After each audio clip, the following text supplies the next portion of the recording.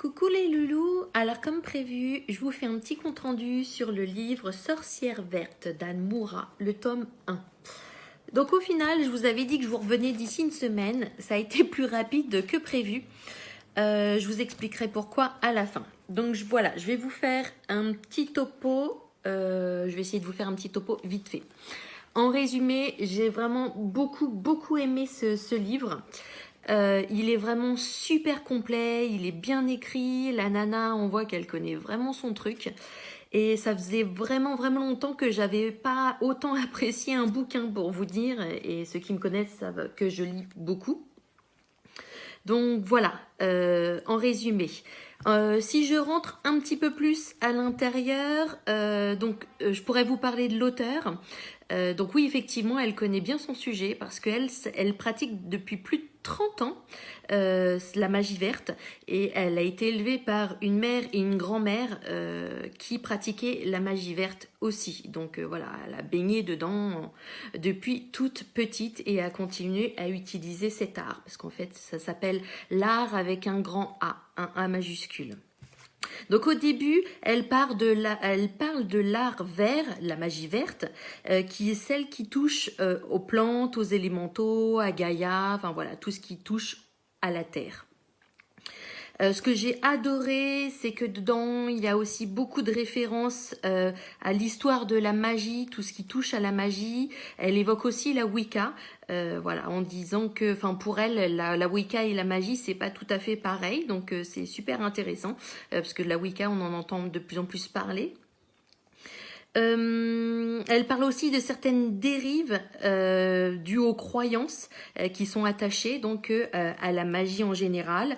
Elle parle aussi de beaucoup de livres de référence dans cet art. Et ce qui est génial, c'est que vraiment, elle nous donne l'opportunité d'approfondir encore plus, alors que son bouquin déjà est déjà bien approfondi. Mais voilà, elle n'a de cesse de mettre des références dans le livre, alors qu'il y a des fois, l'auteur vous demande d'aller dans la bibliographie et que là, on a tout directement dedans. Donc, il y a un côté assez pratique.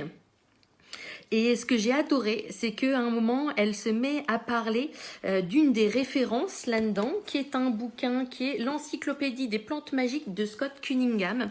Et ce qui est assez délire, c'est qu'il y a quelques mois, je voulais acheter un autre bouquin et je me suis trompée en le commandant. Et quand je l'ai regardé, je le trouvais sympa, mais je me disais merde, c'est pas tout à fait ce que je recherche. Et au final, en ayant le bouquin d'Anne Moura sous la main et celui-là, eh bah oui, effectivement, celui-là, c'est vraiment une belle petite bible parce que ils sont vraiment complémentaires tous les deux et comme quoi les choses n'arrivent jamais, enfin elles arrivent toujours pour une bonne raison. Donc petit clin d'œil cosmique. Donc j'ai trouvé ça assez marrant. Il y a des parties qui sont, donc je vous remets le petit bouquin, qui sont très intéressantes concernant les herbes à brûler, les encens, mais aussi sur les bougies magiques. Vous savez, les bougies où on peut mettre des plantes dedans, on peut mettre des pierres.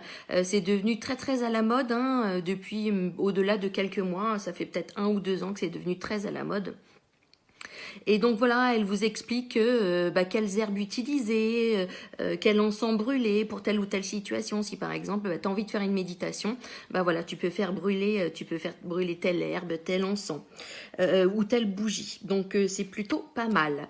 Elle parle aussi, j'ai bien aimé, des plantes pour le bain, comment se faire des petits sachets, voilà, pour telle ou telle circonstance. C'est plutôt pas mal aussi. Elle donne aussi des recettes de thé magique. Donc voilà, si vous avez la chance de pouvoir récolter chez vous, si votre jardin vous ne le traitez pas ou si vous pouvez avoir accès à des plantes qui sont bio, et du coup vous pourrez vous faire des thés, ce qu'elle appelle des thés magiques.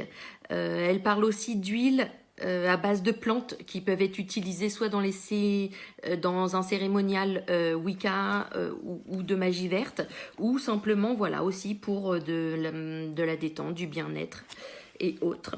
Elle évoque assez rapidement les runes, les tarots comme outils complémentaires. Je trouve ça assez sympa, même si là c'est survolé, mais je pense qu'il n'y avait peut-être pas besoin de plus. Et ce qui est cool pour les personnes qui sont intéressées, c'est qu'elle donne vraiment ses protocoles concernant les rituels. Donc les rituels qu'elle pratique. Donc ça va de la construction du cercle à l'autel jusqu'à la cérémonie. Donc il y a un passage où voilà, elle donne pas mal d'informations sans rentrer dedans.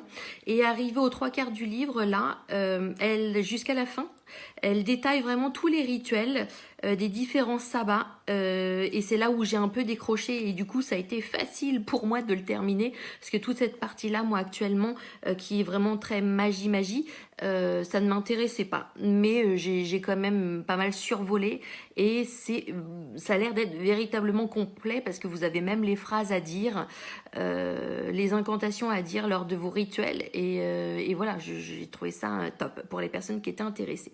Donc là, j'ai vu qu'elle avait fait un tome 2.